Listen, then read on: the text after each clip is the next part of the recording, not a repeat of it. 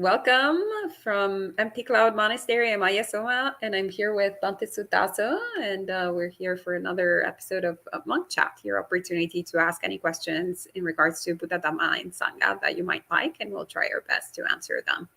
Before we begin, we can start by paying homage to our original teacher, Shakyamuni Buddha, the reason why we're gathered here today. Namo tassa bhagavato arahato samma sambuddhassa.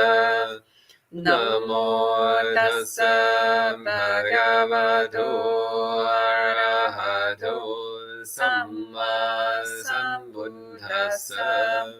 Namo tassa bhagavato arahato Samma Sambuddhassa. Buddham Dhammam Sangham Namassami.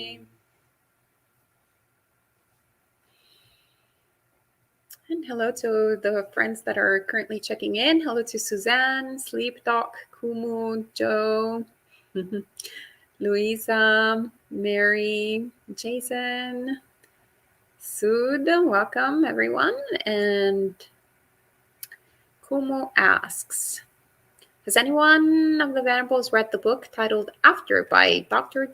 Bruce Grayson? It was mentioned by Ajahn Brahmali in one of his talks. The book is on near-death experiences. I haven't read it. Me neither, sorry. We're very boring. We kind of only read the suttas. Sometimes a Dhamma book, but from a monastic usually. So, okay, and so maybe Kumu, if you could say maybe what it was about the book that you found interesting, then maybe we could respond to something about that. Satu, and hello to Karuna. Good to see you. Okay, this might be the shortest monk chat on record. It's also good. Yes, whenever you're ready, feel free to type in any question, and we'll read it and see. Here's one. Okay, and Bhavani says, are there any Buddhist books in Italian language? Yes, actually, there are plenty. And Santa Citarama Forest Monastery, right outside Rome, actually did a really good job of translating a lot of the books from the Ajacha tradition. So they are currently available for free in Italian at their website. And then, of course, there's, I think, all the books from the Dalai Lama have been translated, and they're very popular in Italy. And lots of different books. What is missing, I feel, is actually good translations from the Pali of the suttas available for free. So that is, or easily accessible anyway. So that is not currently available. So I decided to try my best to work on that a little bit. So I just finished the translation of the Itivuttaka, and the first edit is, I'm working on the edits now, and hopefully we'll be able to print it and then distribute it freely. And Don says, what is Parinibbana? It's sometimes challenging to move toward a goal you don't completely understand. Is Nibbana something you do? Something? So you actually use two different words here, Nibbana and Parinibbana. And actually in the suttas, the words are sometimes interchangeable, but sometimes used in a slightly different sense. But for now, I'll just talk about Nibbana, because that makes this a bit clearer, and I think that's what you're asking about here. So Nibbana as the final goal of Buddhist practice, the Buddha gave a couple very simple, direct definitions, which are useful. One is, Nibbana is the complete cessation of greed, hatred, and delusion. So that's a very useful, practical understanding of what the goal is. The goal of Buddhist practice is to completely eliminate greed, hatred, and delusion from our mind. Another way he described Nibbana is that it's the highest form of happiness. Nibbanang paramang sukhang. Nibbana is the highest happiness, the paramount happiness. So that needs to be understood in particular as meaning happiness which is beyond conditions or restrictions or limitations. A happiness which is not impermanent or unreliable. So some other characteristics of Nibbana, which can sometimes help to understand it, is that Nibbana is asankata, which means it's unconstructed. It's not made up of discrete pieces or components. It doesn't have any specific characteristics in the way that, for example, a blue box can be described in terms of its color, its shape, its contents, and so on. Nibbana has no color, it has no shape, it has no location. It can't be described in those terms. So Nibbana then is that which is not made up of discrete components or specific characteristics. Whether that's a useful description or not depends more or less on where one is in the stage of one's practice. But what's always useful is those two basic definitions.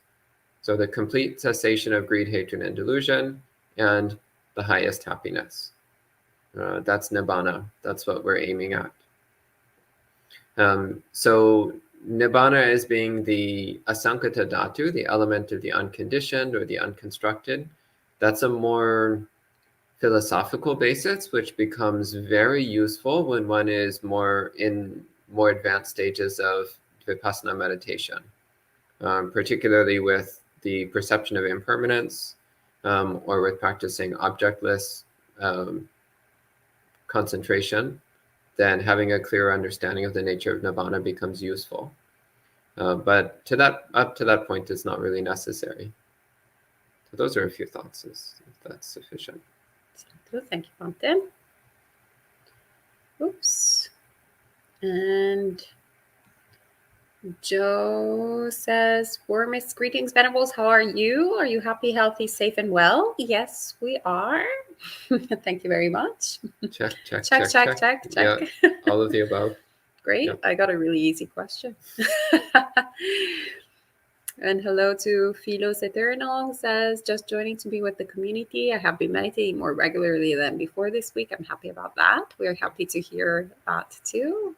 Sadhu. And hello to Kim. Good to see you. And Jason asks, is Samadhi only relevant during formal meditation practice, or does it have a function throughout the day? Want to answer this, Tim? So it is, of course, primarily relevant during formal meditation practice, but it is also relevant throughout the day in that in any moment you have the opportunity to unify and stabilize the mind. And the way we do that is actually through constant mindfulness and through not allowing the mind to drift or wander. So whatever you're doing, do only that.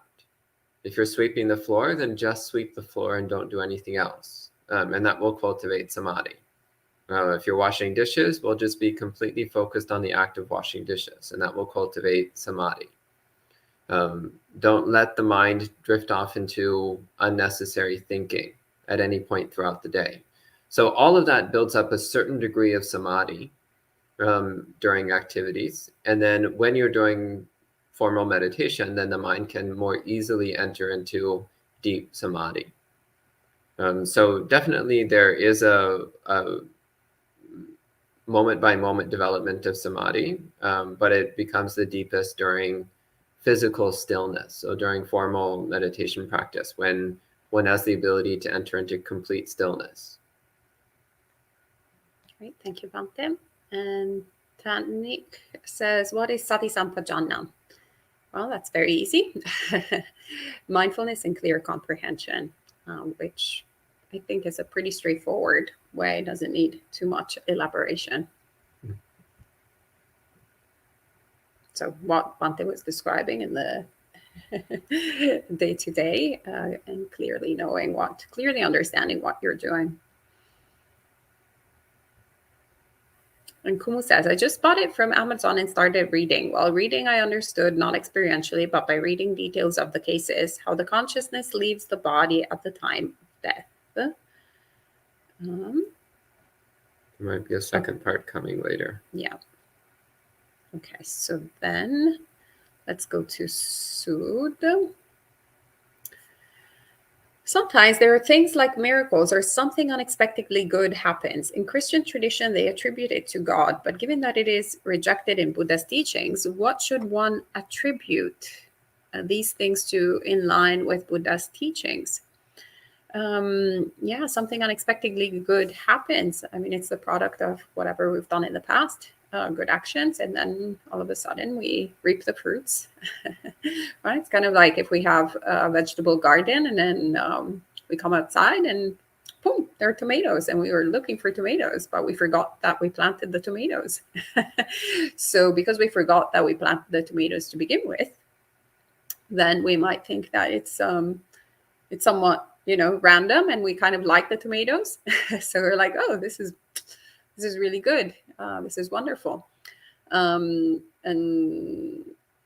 yeah, sometimes actually we don't like the tomatoes. So then we're like, oh, that's awful. That's horrible. So we kind of blame it on others.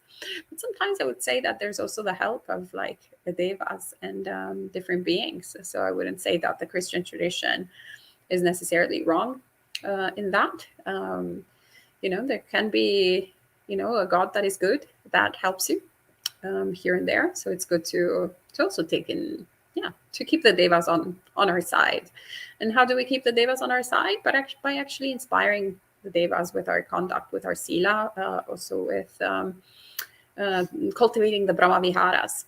Yeah, that's how we literally are dwelling, with Brahma, dwelling with the highest devas, dwelling with God. So we literally can befriend the devas just by practicing the teachings of the Buddha. And in that way, actually, I would say in that respect, it's not in conflict with Christianity at all. So then you can also say, oh, God is good. I am good. I'm also like, partaking in this divine practice. And Sleep Talk says, I find I'm much more drawn to studying the suttas and Noble Eightfold Path, and yet I'm struggling to sit full 30 minutes on my own. Any constructive suggestions? Well, first off, it's delightful that you like to study the suttas and the Noble Eightfold Path. So congratulate yourself for studying the suttas and the Eightfold Path. That's really important. That's really valuable. And that will help to build up the motivation in your mind for taking the training of the mind further. Because as you're studying the suttas and the Eightfold Path, what you're learning about is, in fact, how to train your mind. And you'll also start to see that despite the fact that you're accumulating intellectual knowledge of the Dhamma, you're still suffering. You're still experiencing mental anguish as you go throughout your day. And the reason for that is because the mind is untrained. So maybe on an intellectual level, it's gathering information, but on a subconscious level, the mind is still acting contrary to Dhamma. The mind is still acting as though it doesn't understand the Dhamma. And so it's necessary to train the mind. And the way we do that is through Sila, Samadhi, and Panya. So through cultivating acts of kindness and generosity, through practicing meditation and developing serenity and insight. So as for, you say you're struggling to sit 30 minutes on your own, well, okay, then sit 20 minutes. If you can do 20 minutes, then set your timer for 20 minutes and resolve to not get up until the timer goes off after 20 minutes. And then maybe in a couple of days, you can set the timer for 21 minutes. And a few days later, you can set it for 22 minutes. And in a couple of weeks, you'll find you've made it all the way up to 30 minutes and it's not such a struggle anymore. So that's what I'd recommend. If you're really finding 30 minutes really challenging, then start with a lower number and gradually build it up over a period of time. The important thing, though, is to make that firm resolve, I will not get up until the timer goes off. This is very important. Excellent. Thank you, Bante.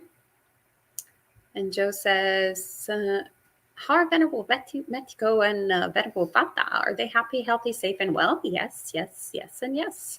Venerable Metiko just left actually the monastery to go and practice again in Thailand for a while. So you won't be seeing him for quite some time. We'll see how that goes. And PC67 says, in terms of offerings to Empty Cloud, can you please tell me where the greatest need is? Empty Cloud Italia? Well, first and foremost, sadhu anumadana. We rejoice in your good heart and just kind beauty, generosity that you have spontaneous generosity. It's always so heartwarming. Where the greatest need is, well, definitely the new project in Italy has a bit of a sort of time concern because the folks need to raise 300,000 euros by the end of April, which is actually quite a substantial endeavor. They are already a ninth, right? Is that correct? Something like that. A ninth of the amount has been raised, but there's still 8/9 to go in order to make it possible. But then, of course, also Empty Cloud Monastery always is in need of renovations and mortgage and so forth. So wherever you feel like that your heart is inclined towards, and then it will be put by all our volunteers to good use. Yeah, the important thing is to delight in the act of giving. So before giving, delight in the fact that you have the intention to be generous. While giving, delight in the fact that you're helping others, doing good things. And after having given, constantly remind yourself of your acts of generosity.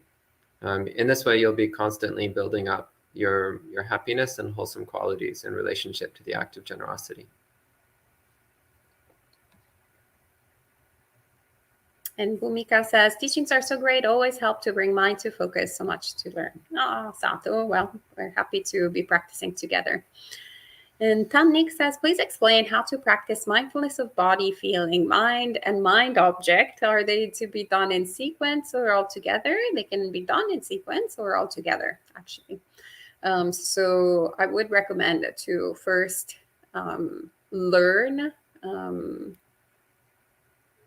the instructions and give it the appropriate time in sequence as it's taught, as we see it in the suttas, and then from there you actually have, it's kind of like being equipped with, this is oil painting, this is aquarello, how do you say, watercolor, thank you very much, Bante. This is different types of colors, or actually maybe the best metaphor is different types of colors. So this is yellow, this is red, this is brown, this is green, this is whatever it is. And then, at the very beginning, you're just learning to distinguish all of these, the texture, the material, the color, the reflection, and so forth. And then afterwards, you can start painting, right? That's where the sort of fun begins. And it stops becoming a kind of mnemonical way, like, oh, wait, now I'm supposed to apply the color in this way or this other way, and with this brush and not with this other brush, but rather it becomes something where we're becoming familiar with our mind, we're becoming familiar with our body, we're becoming interested in understanding our experience.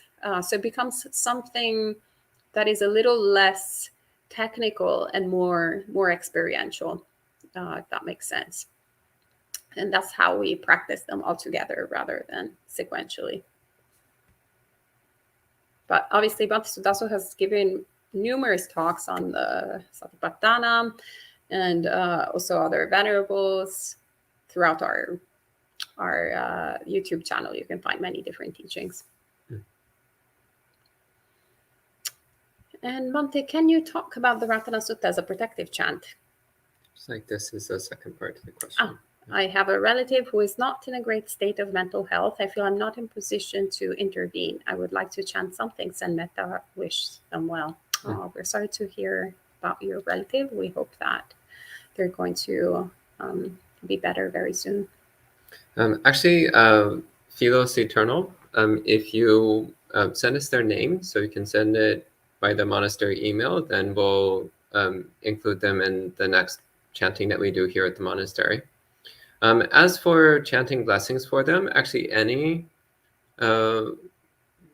selection from the suttas is fine. Chanting the recollection of Buddha, Dhamma, and Sangha, so the Itipiso, Bhagava, Arahang, etc. That one also is really good.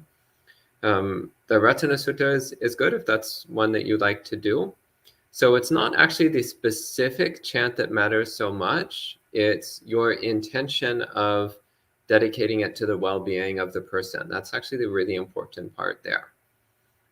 So the practice of reciting suttas and so on, part of the purpose here is that it draws attention from the good devas and draws their attention to the fact that we're committed Dhamma practitioners. It delights them. It inspires them to help out with whatever is going on. So that's one way that protective chanting works. So whether it's the Ratana Sutta or any of the other ones. Of course, they also work because they focus our own mind on the Dhamma. They focus our own mind on recollecting Buddha, Dhamma, and Sangha and building up our own practice. So it also generates good karma within ourselves because we're focusing the mind on Buddha, Dhamma, and Sangha. And then we can dedicate that to those in our life who need some help. So yeah, the specific chant actually doesn't matter that much. The important thing is that it's ideally something from the suttas, or second best would be one of the traditional apocryphal blessing chants, which have been developed over the centuries. As long as you're focusing on cultivating that genuine well-wishing for your loved one, then it's fine. Yeah. Thank you, Bante. And actually, maybe you can also answer this one since it's related to the Ratana Sutta. Joe asks the verse, their minds are not attached to a future rebirth. Does this mean stream enterers don't make aspirations for the last 7 births? Ooh, I'd like to see the Pali that's being translated that way. Because I can't think off the top of my head which phrase would be translated like that. Because I would want to see what's being translated in particular as attached. But briefly speaking, recognize that one of the 3 kinds of tanha is bhava tanha, the desire for specific existence, the desire to be something. So in cultivating the stages of awakening, the one is letting go of the desire for ongoing personal existence. So this doesn't necessarily mean that a stream enterer won't make aspirations for their final few births. In fact, it's good to make aspirations like, as long as I continue to be reborn, may I always be reborn in good conditions for practicing Dhamma, with access to the Dhamma, access to places of practice, access to Dharma teachers, and so on, with a healthy body and mind to support my practice of Dhamma. Like those kinds of aspirations are fine. Those generic wishes are fine. What's not so good is to have specific ones like, may I be reborn 6'3" with dark brown hair in Zimbabwe. Like that's, I mean, fine if you're not interested in awakening. But if you are interested in awakening, you don't want to get caught on irrelevant details like that, because none of that has anything to do with awakening. But aspirations that have to do with always having good conditions for Dhamma practice, we should be doing that anyway. Until one attains full awakening, we should always have that aspiration, that may every rebirth that we have left, may it always be in good Dharma conditions. Great, thank you, Bante. And Rick says, I'm in the middle of fixing leaks my water pipes. Okay, well, we wish you all the best. And Kumu says, I have a question on the third precept, and that is the word kama restricted to sexual misconduct. Some teachers and books include all 5 sense-based kama for the third precept. Your thoughts? Well, my thoughts is that definitely in the suttas, kama is used with a broader meaning, but my understanding is that the third precept is literally talking about sexuality, because it's actually in the definition.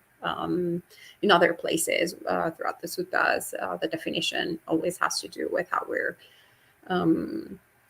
using our sexuality essentially, and to refrain from using it inappropriately. So then from the definition, the logical inference is that then it only has to do with sexuality, and we shouldn't be adding extra things.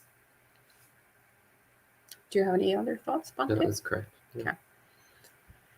And Don says, my current barrier is that everything I currently know, love, or identify with is conditioned, which to my understanding will be extinguished at Parinibana. But I believe what the Buddha taught when he compared it to coming out of debt, desert, slavery, sickness, etc., where the comparisons make it appear as though what I gain will be of greater value. But if what I love is a TV show and my access to TV shows disappears, I feel as though maybe I'm missing something, regardless of whether I wouldn't want to watch it anymore anyway. So, Don, I understand what you're asking. And so there's a couple of things which I think you're not quite getting here. So first off, it's not that all conditioned phenomena cease to exist when you attain awakening. So all things continue to be as they were. Prior to your awakening and after your awakening, reality continues to be exactly the same. So reality itself does not change. What changes is your experience. And in particular, you will no longer experience desire. So you won't have desire for the TV show. So it just won't be relevant to you. So whether you have access to it or not will be completely irrelevant. So think of something that you have zero interest in. So maybe you have zero interest in golf, for example. Well, right now, you don't have access to golf. And in the future, you might or might not have access to golf. And either way, it doesn't affect you at all because it's not of interest to you. You have no desire for it. So similarly, right now, you have desire for a TV show. Well, therefore, you have suffering caused by that desire. When that desire disappears, then the suffering disappears. And whether TV shows are present or not will be irrelevant because you'll be happy either way. So that's what the Buddha is talking about when he talks about Nibana, extinguishment or cessation. And I don't particularly like translating Nibana as extinguishment, though I know there's some translators who do like that. He's talking about the extinguishment of desire, hatred, and delusion. And therefore the extinguishment of suffering. So it's not that TV shows cease to exist, but rather it's that you will no longer be bothered about whether or not you're experiencing TV shows. Your suffering will extinguish, not necessarily the TV show itself. Great, thank you, Bante. And Tanik says, one of my family members is unreasonable and I try to take the behavior as training, but sometimes I also lose it and lash out. How can I maintain my mindfulness? Well, whenever we lose it and lash out, we acknowledge that the behavior was unwholesome. And then we forgive ourselves and we recommit to the path. So it's really something very powerful to actually acknowledge one's own mistakes. And it's equally powerful it's even more powerful to then actually commit to the betterment of oneself. But one needs to also understand that it's a path. So we will be backsliding from time to time. And it's important not to just focus on the backsliding, but look at the general picture and go like, I'm making actually a lot of progress. I'm making a lot of progress.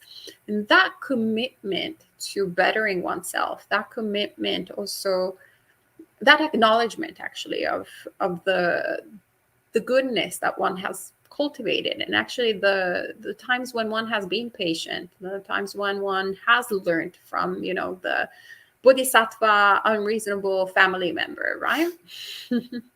When one has learned, when one has succeeded, in sort of the challenge, acknowledging that and congratulating oneself, then will actually, create that sort of appetite in the mind of wanting to keep nourishing that wholesome conduct, and not take too seriously the backsliding.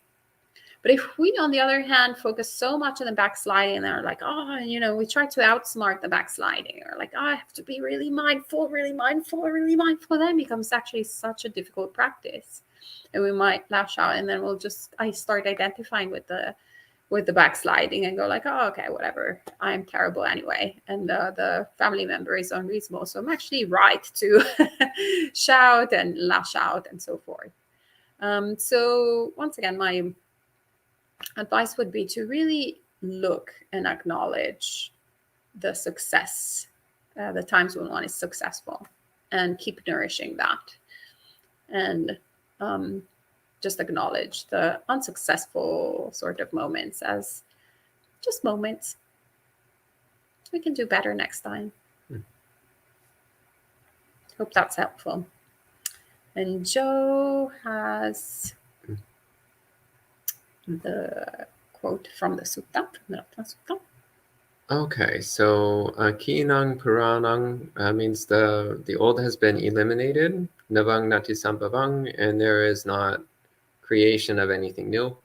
So I would take this as talking about karma. So one has eliminated one's old karma or defilements. One has eliminated one's old defilements and is not creating any new karma or new defilements.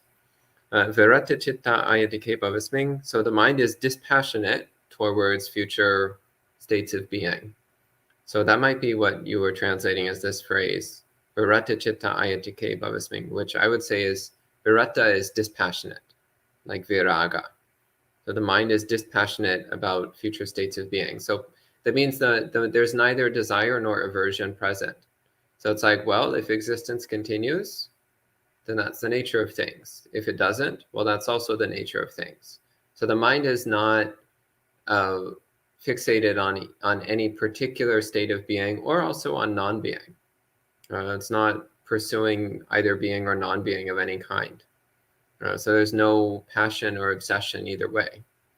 Tekina bija, so the seeds have been eliminated. So again, that means the seeds of rebirth within samsara.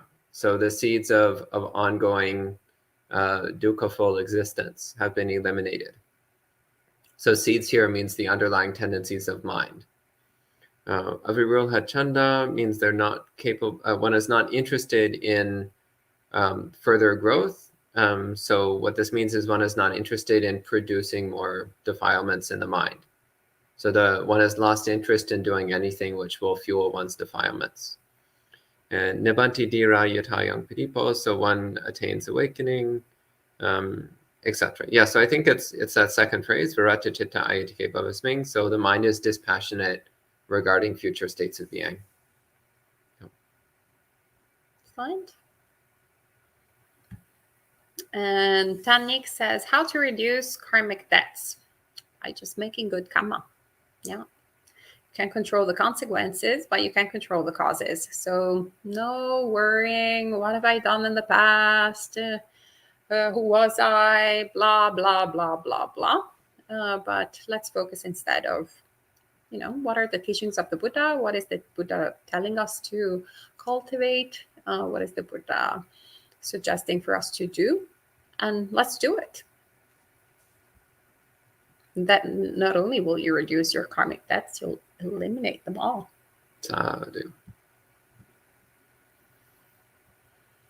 And Fearless Eternal says, if you're not a stream enterer, which parts of your Dharma practice continue to your next life and which may not? Like if you don't encounter the Dharma in next life, could your process stall slip? Yes, absolutely. You can backslide. If you don't attain stream entry, then you can backslide. So what carries on to your next life? Generally speaking, whatever you cultivate the most strongly and persistently will tend to carry on. Whereas whatever is only minimally developed, that will tend to fade more quickly. So whatever you want to continue, focus on building it up as strongly and persistently as you can in this life. Rick says, Bante, thank you for your patience, kindness, and direct teaching. I've been on the verge of a breakthrough in understanding emotional wants versus needs. Last week, you helped me see clearly that the last piece of the puzzle was medical, which I added to all the great help offered by Dhamma. Sadhu, sadhu, sadhu, sadhu. Great. Glad to hear that things are improving for you. It's good. Excellent. And Norma asks, question, what is the difference between equanimity of self and equanimity of Dhamma? Maybe an example, thank you. I don't understand the question. Yeah, I don't understand either. Yeah, Norma, if you could define those terms, then we could talk about it better, because I'm not used to either one of those terms. And Don says, thank you for the clarification. My aim was more toward Nibana, described as freedom. But if the aggregates break apart and the mind dissolves, what is done with the freedom? So you're trying to impose self-identity onto something that is inherently lacking self-identity. So the freedom doesn't go anywhere. It's the identification with the khandhas. That is where the sense of constriction and suffering comes from. So with the dispassion towards the khandhas, then the mind, then there's freedom. There's liberation. It's interesting in the description of awakening that we find in many places in the suttas, the Buddha doesn't actually say the mind is liberated. He just says there is liberation. So liberation exists. Liberation is. Instead of saying, oh, well, it's specifically Vedana, Sanya, Sankara, Vijnana that's liberated. Instead, what he says is there is liberation, period. So the nature of the khandhas is that they already were breaking apart and dissolving. That's what they've always been doing. What's been persisting is delusional self-identity. So with full awakening, then delusional self-identity finally discontinues. The khandhas continue to do what they've been doing all along. That doesn't change. What changes is that we stop pasting a false identity onto them. And when we stop pasting a false identity onto the khandhas, then there's no more suffering. Thank you. And Amaranta says, do you consider the discourse on the Brahmajala Sutta and its commentary exegesis of Bhikkhu body reading that can help me to advance in the understanding of dependent origination? I would say everything Bhikkhu body helps in the understanding of everything. So yes and yes from me. That's pretty good. Okay. To be honest, the book which helped me get which really helped to accelerate my understanding of the Ticca Samuppada was the book by Ajahn Buddhadasa on the subject. I believe it's called Practical Dependent Origination in its English translation. That helped me a lot. It's not sufficient as a standalone resource, but I found it very useful in addition to the other materials that I had read. And Ollie says, I've really enjoyed generosity in the past, but recently I've not been as motivated to pick up things to be generous with. Is this the right time to lead into renunciation? Generosity is renunciation. So I wouldn't draw too much a line. But yeah, actually, I'm a little bit concerned that you say that you're not motivated to pick up things to be generous with. So I don't know if I'm not quite understanding what you're saying, but if you're saying that, perhaps I'll rephrase. and read it in a different way. Maybe what you're trying to say is that the practice of dana, the practice of giving, is not 100% fulfilling anymore, and you feel like you want to move forward with your practice of renunciation. Then maybe you want to take more precepts on. Maybe you want to experience or practice a different kind of generosity, different, maybe more renunciant style of generosity. Maybe it could be a sign of that. But did you have any thoughts? Yeah, I would say one never outgrows generosity. This is a very important thing to understand. So generosity runs through Buddhist practice from the very beginning to the very end. So one never outgrows generosity. So constantly look for ways to be generous. It really, really helps your Dhamma practice at every stage of the path. Thank you. And Mary says, my mother had a near-death experience during heart surgery. She told me she knew she was dead for 3 minutes and saw herself from above and watched the surgeons revive her. Wow. Cool. Yeah. Thank you for sharing that. Yeah. And Sud says, do you think it's difficult for someone addicted to sensual desires to attain stream entry in this life? It's definitely going to be harder than for someone who's not addicted to sensual desire. So, I mean, of course, if someone's addicted to sensual desire and they want to make progress in the path, that's one thing that they could work on. But actually, if one is really sincerely developing many other aspects of the path, then one can get back to that later. Like, one doesn't necessarily need to try to do absolutely everything all at once. You can say, okay, right now, I'm still interested in these forms of sensuality, but I'm going to focus on building up the other aspects of the path. And so actually the attainment to stream entry doesn't have anything specifically to do with sensual desire. It has to do with morality, it has to do with faith, and it has to do with wisdom. So it's not actually specifically about sensuality, except as sensuality is addressed by those three topics. But of course, reducing one's attachment to sensuality will help in developing morality, faith, and wisdom. So they're not also completely separate things. Excellent, thank you. And Suzanne says, vegetables. I believe you mean venerables. Unless the gardening analogy earlier. So we're the vegetables growing from our past karma. Yes, vegetables sudazo and vegetables soma. I kind of like it. Yeah, not bad. Yeah, sounds good. Some of the suttas mention that when the Buddha had severe back pain in his old age, he would ask senior disciples to give talks. This is confusing given he was so steeped in anicca, dukkha, anatta. What are your reflections on this? Well, my understanding is that, the body is the body. So the Buddha's body was not, the Buddha's body was subject to old age and was subject to becoming tired. It was subject to eventually also die. He actually died. Also, he had a food poisoning. That's how he died. So even the Buddha was not capable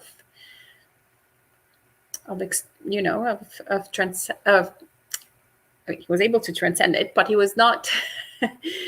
The body that's the nature, right? So then sometimes we have to just deal with the nature of the body, and I feel like actually it was his act of compassion also to empower his elder senior disciples to share the Dhamma, because ultimately it's about the Dhamma. What he also said, he's reported to saying was that, it was not just this lump of meat called the Buddha, through which one could have access to the Dhamma, but it was actually, when you see the Buddha, you see the Dhamma. When you see the Dhamma, you see the Buddha. So whether the Dhamma was proclaimed by the Buddha himself or was proclaimed by his senior disciples or is proclaimed today, if one reads a sutta, it's still the Dhamma, it's still the Buddha, alive and well. And so sometimes we fixate so much with the 5 aggregates, right? And so, yeah, that's not the Dhamma. That's not the whole point. And so I feel like it actually was a bit of a, probably, I assume the Buddha was doing this out of compassion as well. Yeah. Do you have anything else to? No, I would have said the same thing. Okay. Yeah. And Norma says, the various forms of equanimity in the different areas, like Brahmaviharas and equanimity of the factors of enlightenment, equanimity of the jhanas, what is the difference? Maybe length of time, feelings? Bhante? Yeah, so this actually is a question that comes up fairly often, of whether equanimity as a Brahmavihara is something different from equanimity as a factor of awakening. And from one perspective, I would say no. Both of them are talking about non-reactivity of mind. So when the mind is aware, but not reacting with desire or aversion. But another way of understanding it is that, yes, there actually is a difference. The difference is that the Brahmavihara of equanimity is an equanimity based upon, well, the first 3 Brahmaviharas actually, it's based upon a mind of kindness and compassion and joy, a mind which is therefore very peaceful and accepting of the way things are. So therefore it's not reacting to things that are arising because of the cultivation of the first 3 Brahmaviharas. Can also be the equanimity of the 4th jhana, for example, which is equanimity based upon samadhi, based upon concentration and unification and silence of mind. So that's a non-reactivity, which is arising from the mind being very still, very stable and still. And then the third would be the equanimity of the 7 factors of awakening, which one might say is the equanimity cultivated through wisdom. So through clearly seeing the reality of things, then the mind does not tremble because it recognizes that, one, there's no need to be bothered by anything because everything is a natural arising. And also that to react with desire or aversion is just to generate suffering for oneself. So one could talk about 3 different kinds of equanimity in that way.